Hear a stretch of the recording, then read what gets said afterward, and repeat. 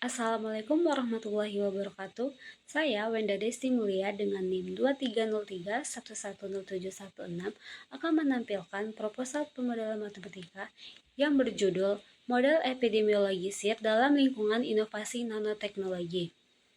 Yang pertama itu ada pendahuluan, di mana pendekatan model epidemiologi SIR digunakan sebagai alternatif untuk memahami difusi inovasi, karena model tradisional seperti Rogers dan Bass masih memiliki keterbatasan dalam menjelaskan dinamika nyata.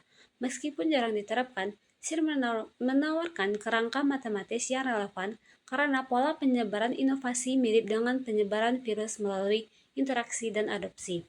Dengan menggabungkan konsep difusi inovasi dan dinamika epidemiologis, kajian ini memberikan gambaran lebih menyeluruh tentang penyebaran inovasi, khususnya pada nanoteknologi yang berkembang pesat namun menghadapi hambatan adopsi.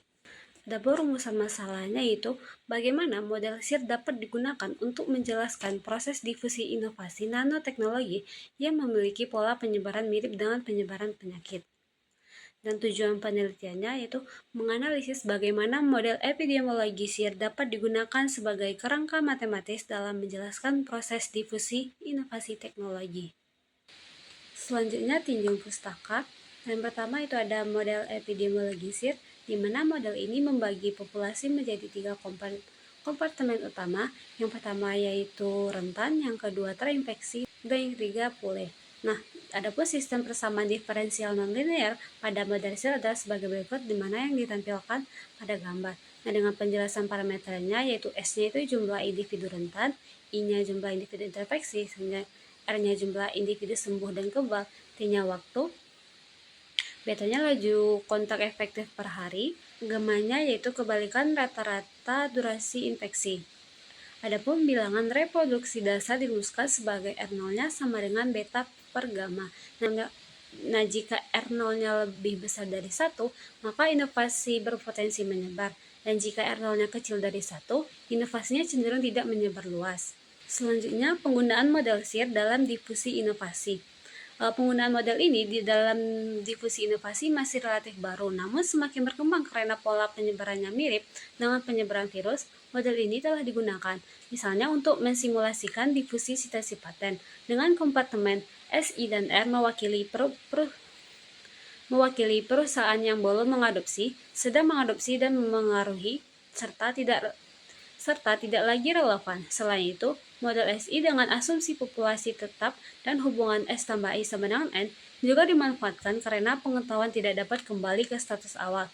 Integrasi teori Rogers dengan model SIR memperkuat analisis, terutama karena inovasi dan berkembang seperti mutasi virus dan menghasilkan bentuk inovasi baru. Selanjutnya itu teori Rogers, di mana teori Rogers mengelompokkan individu berdasarkan kecepatan mereka dalam mengadopsi inovasi menjadi 5 kategori. Nah, yang pertama yaitu ada innovators, di mana itu pengadopsi paling awal, dia berani mengambil resiko. Yang kedua itu early adopters, di mana kelompok yang menjadi pemicu awal percepatan adopsi. Yang ketiga early majority, pengadopsi berhati-hati membawa inovasi ke arus utama. Yang keempat, late majority, itu kelompok yang skeptis dan terlambat mengadopsi inovasi. Yang kelima yaitu ada laggards, di mana kelompok paling lembut yang cenderung menolak perubahan. Selanjutnya itu ada model Bass, di mana model ini mengelompokkan pengadopsi menjadi 2 tipe. Yang pertama yaitu ada innovators, di mana individu yang cenderung mengambil risiko dan mencoba hal baru. Yang kedua ada imitators, di mana individu yang mengadopsi berdasarkan pengalaman dan pengaruh orang lain. Selanjutnya yaitu metode penelitian. Yang pertama yaitu studi literatur terhadap model difusi dan epidemiologi. Nah, pada ini dimana ini membahas tentang hubungan antara penyebaran virus dengan penyebaran inovasi. Nah, yang kedua yaitu analisis struktur model SIR. Yang ketiga yaitu perhitungan dan analisis bilangan reproduksi dasar atau R0. Yang keempat, analisis dinamika temporal difusi inovasi. Nah, analisis ini meninjau perubahan fungsi waktu S dalam kurung T atau I dalam kurung T dan R dalam kurung T untuk memetakan pola penyebaran inovasi dari fase awal hingga penurunan. Perubahan nilai parameter beta dan gamma dievaluasi untuk melihat pengaruh dalam bentuk kurva adopsi inovasi. Yang kelima, yaitu perbandingan dengan model difusi tradisional. Jadi mana kita tadi menggunakan teori Rogers dan Bass. Yang keenam yaitu peninjauan ekstensi model. Model itu modelnya model Searle dan Serre. Yang ketujuh, interpretasi konseptual penyebaran inovasi dan penyakit.